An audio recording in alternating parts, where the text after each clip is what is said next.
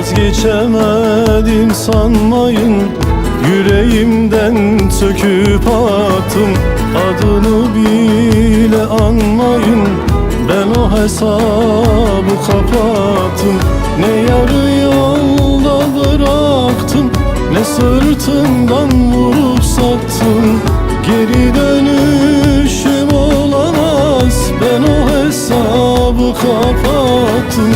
Dertle doldum nasıl yarmış, dört yanını sancı sarmış. Her şerde bir hayır varmış, ben o hesabı kapattım. Ah, dertle doldum nasıl yarmış, dört yanımı çile sarmış. Her şerde bir hayır varmış, ben o hesabı kapattım.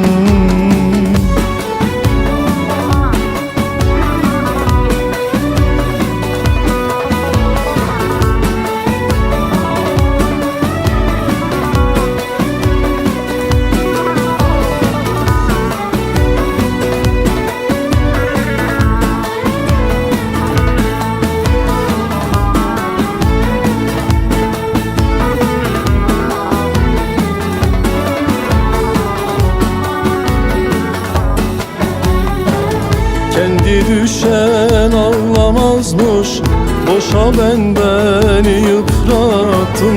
Gidin deyin hiç gelmesin, ben o sayfayı kapattım.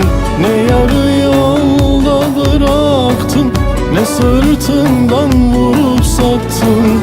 Geri dönüşüm olamaz, ben o hesabı kapattım. Dertle doldum nasıl yarmış, dört yanını sancı sarmış.